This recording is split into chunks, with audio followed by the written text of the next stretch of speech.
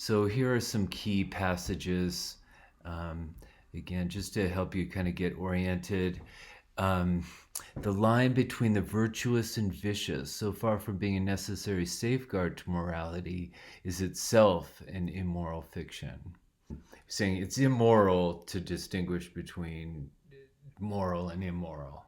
So that's a paradoxical thing to say, but like a romantic poem, it's trying to deconstruct this abstract uh, juxtaposition of rigid evaluative concepts, um, in order again so that we can focus our attention on what we don't understand. That's the point of this passage. The point of paying attention to society is to pay attention to um, things apart from ourselves, not to just see what we already know confirmed. Um, it's really key. Like, you can't be neutral about society. That society is an arena of concern. Um, for the bigger world, for people beyond yourself. And this is what Comte means, I think. The division of intellectual labor carried out further and further is the most important characteristic attribute of positive philosophy. So that's maybe not the clearest wording, but the division of intellectual labor carried out further and further. That means being ever more nuanced, ever more differentiated, honing in more and more, with more and more attention to the particular details of things. That's removing ourselves more and more, in other words, from abstractions, generalizations. And this is, so in Feuerbach, he's kind of making the same point in relation to religion, that the point of religion is not the doctrine, but kind of what we do with it. The point of God, in according to Feuerbach, is the expression of social consensus that it embodies. So it's nothing in itself, God or any religious idea, but it's an occasion. It mediates.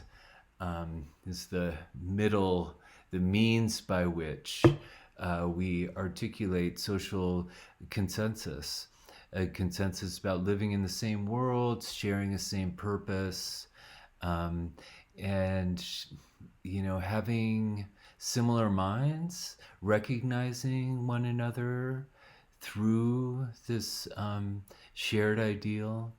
Man with man, the unity of I and thou as God.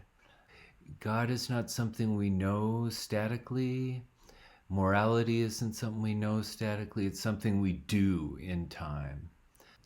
Marx kind of doubles down on this idea. He agrees with Feuerbach. He just thinks Feuerbach didn't go far enough. Marx is not interested in what God is. He's only interested in the practical implications.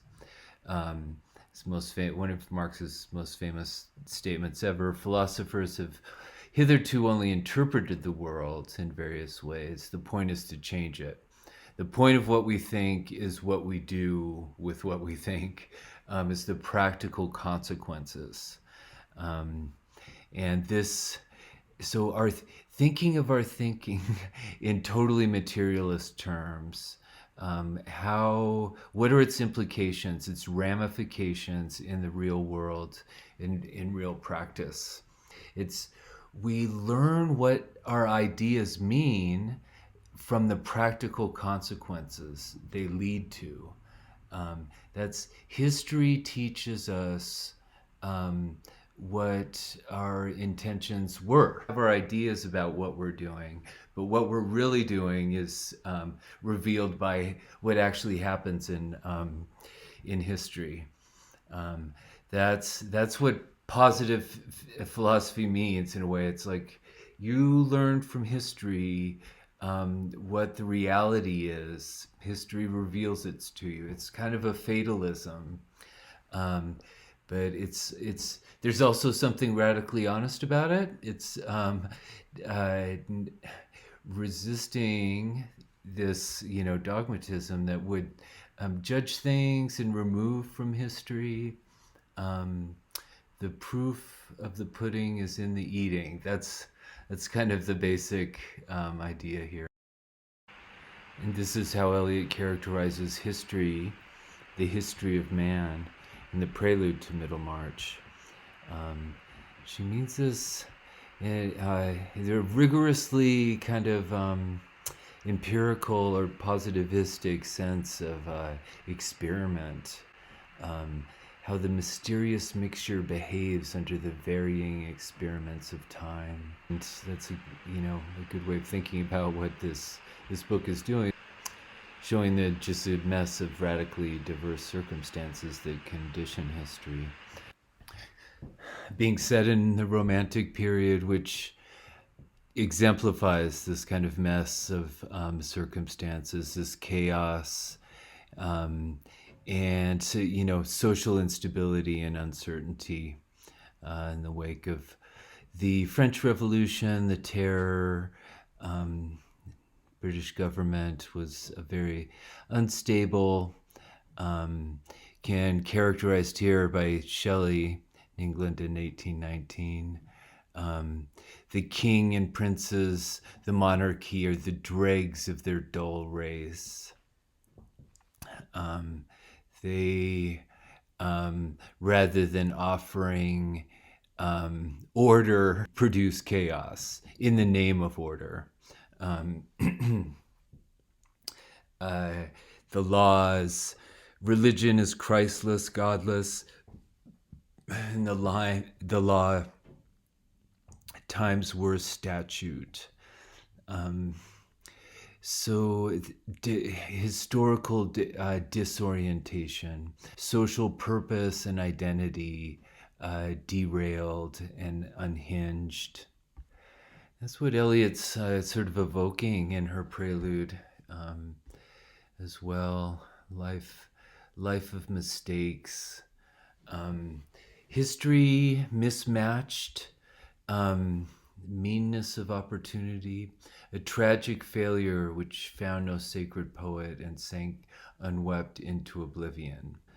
The forgotten tragic heroes, neglected by history, neglected by their historical circumstances that allowed them no opportunities for their heroism, and then neglected by posterity who didn't commemorate them, except for George Eliot. She's commemorating precisely the forgotten. It sounds a lot like the She Dwelt Among the Untrodden Ways, or We Are Seven, coaxing us into noticing possibility of personhood without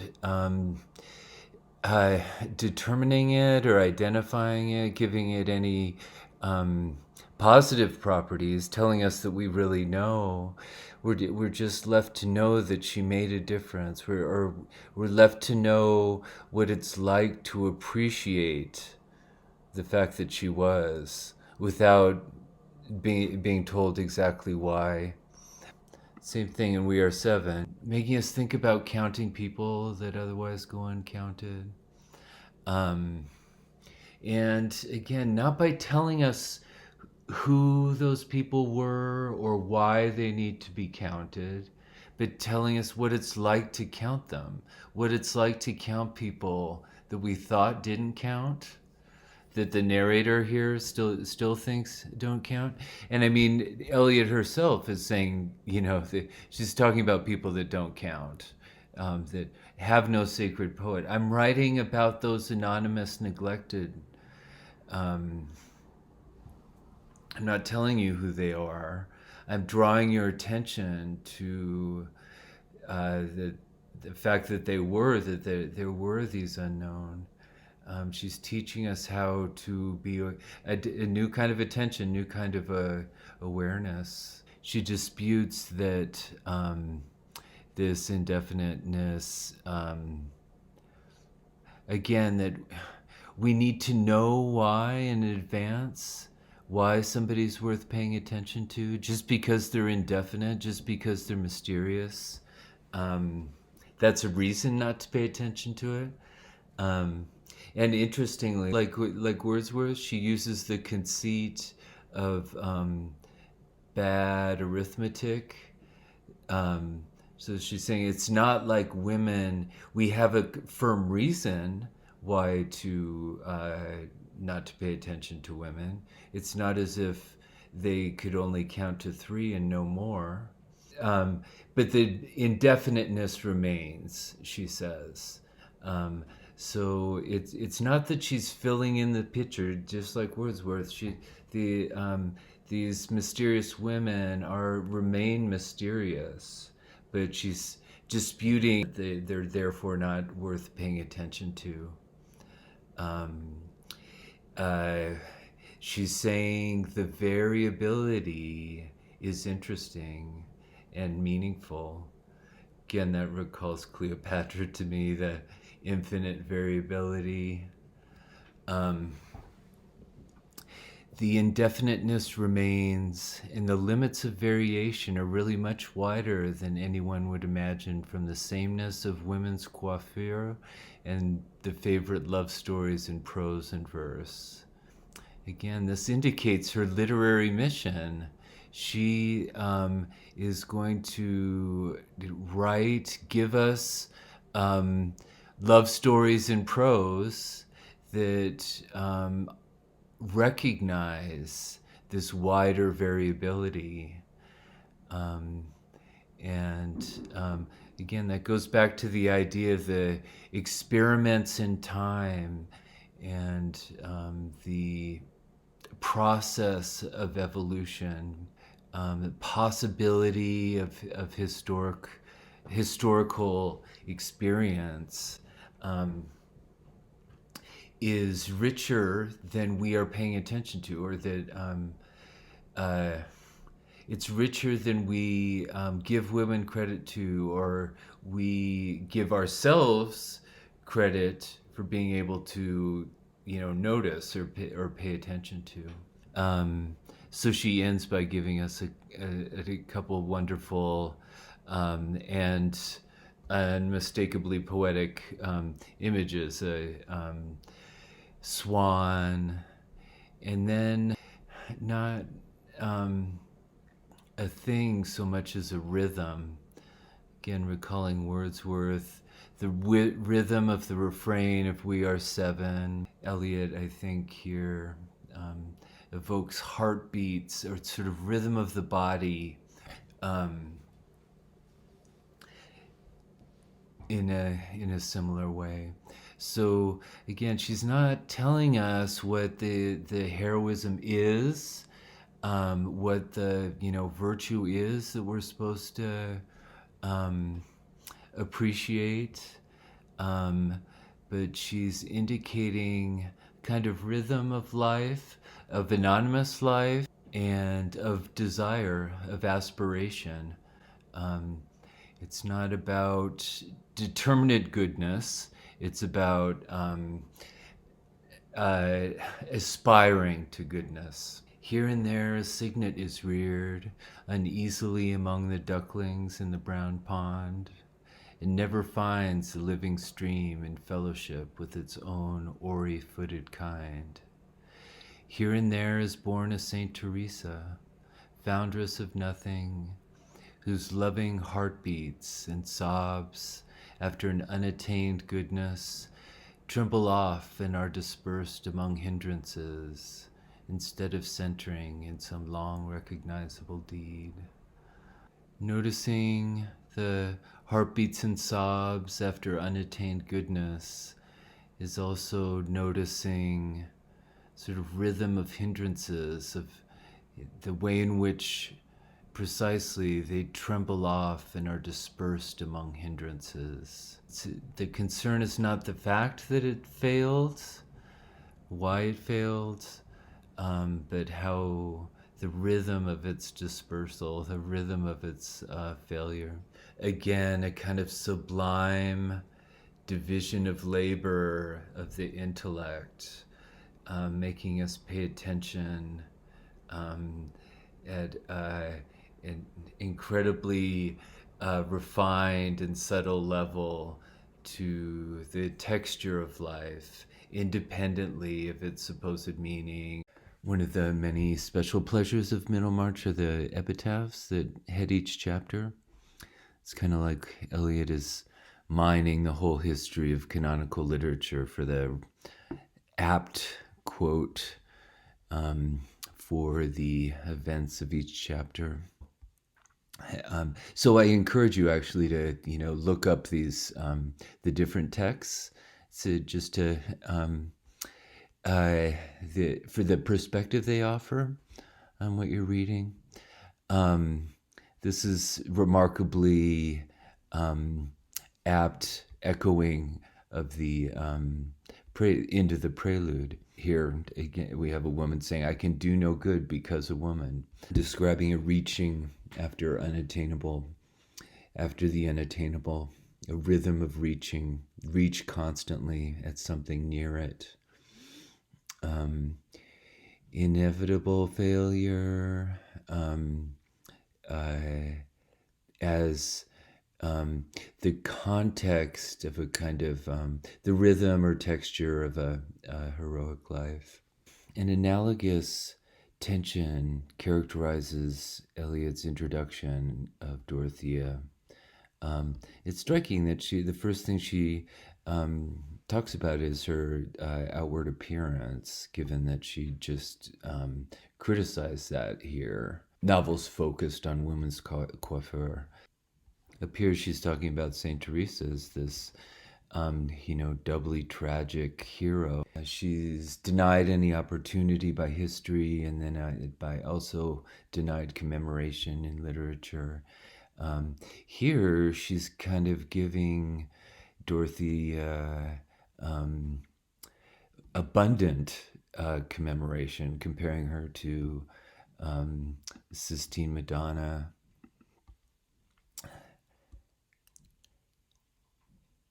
In terms of her looks, her profile as well as her stature and bearing, by the side of provincial fashion, gave her the impressiveness of a fine quotation from the Bible or from one of our elder poets. So, isn't that interesting? Instead of actually giving us a quotation from the Bible, she says it's like a quotation of the Bible. But she doesn't just say that. She says it's like a quotation of the Bible or from one of our fine poets in a paragraph of today's newspaper. Now, what difference does that make, that contrast? It's important to recall, Middlemarch was published periodically. Each book came out every couple months. So there's a way in which the Middlemarch itself, the text, can be likened to a newspaper. So Eliot here is interestingly, I think, aligning her own text more with the newspaper than with the fine quotations from the Bible or elder poets, which she declines to quote. She again just suggests, like Dorothea, she's just suggesting her. She's suggesting a beauty by contrast to what she actually gives you. So we get a paragraph printed like today's newspaper. That's what we're actually reading. But she's invoking quotations from the Bible or elder poets in the same way that I think she describes poor dress. She gives us an image of the kind of dress she's talking about. But it's a displaced or misplaced beauty. It's not at home, like the swan among the ducks. And this kind of contrast evoking, she's a mystery. Eliot's invoking precisely this indefiniteness. What she quotes is sort of a lowbrow Elizabethan revenge tragedy. In a way, since I can do no good because a woman, that applies to Saint Teresa, as is described up here. But it's sort of the opposite of Saint Teresa in the context of this, violent revenge tragedy. Beaumont and Fletcher are kind of a contrast to the Bible or an elder poet. And this kind of definition by contrast is characteristic of Dorothea's Dorothea in general. I think this mixed conditions describe Dorothy in particular, but also Celia and the Brooks predicament, and again Middlemarch in general. So being in the midst of contradictions. They're proud of being ladies, and yet they're not quite aristocratic. Their status is unquestionably good. But then again, the world is changing around them. Dorothy is preoccupied by socially progressive, housing projects, old style, puritanical, religious fervor. They have sort of a dash, a mishmash of cosmopolitan, having spent time in Switzerland. And Dorothea's indefiniteness is also characterized in a complex way. She's all set for success, it sounds like. How should Dorothea not marry a girl so handsome with such prospects? But nothing could hinder it but her love of extremes. So this suggests she's, willfully indefinite. She's defying social expectations as for the sake of rebellion. But as you read on, it becomes questionable whether it's a case of active rebellion on her part or the extreme conformism required of society.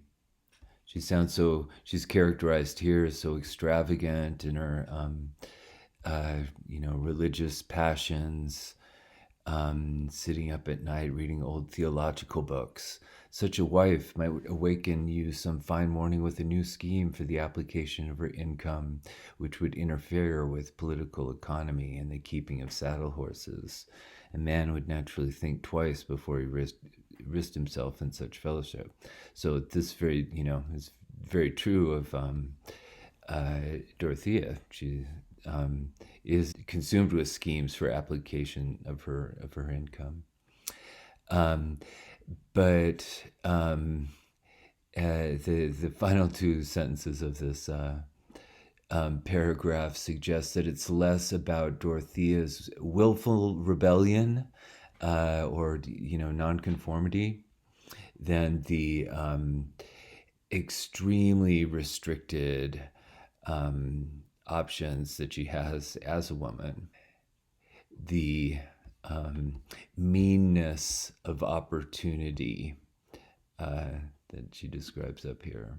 Women were expected to have weak opinions, but the great safeguard of society and of domestic life was that opinions were not acted on. So it's not just that she shouldn't have strong opinions, but that most of all that they, regardless of your opinions, that you don't act on them. And this line is very typical. It's another sort of aspect of her style and genre. She's famous for these little pearls of wisdom that she drops in her narrative that can be extracted and generalized independently of the narrative. And this one one of the first and one of the I think most compelling uh, sane people did what their neighbors did, so that if any lunatics were at large, one might know and avoid them. So it's hard to imagine a sort of stronger characterization of fear-based conformism, um, conforming for the sake of identifying lunatics. That's an incredibly, suffocating um, fear of nonconformism, empty conformism, just for the sake of propagating fear. This shines Dorothea's nonconformity in a different light. Um, it's if rather than being seeming like an extremist, um, Dorothea's nonconformity just sounds like she's trying to be a person, like be any attempt to be a person. It would be difficult under these circumstances. So Dorothea's trying to find any outlet at all for doing anything expressive.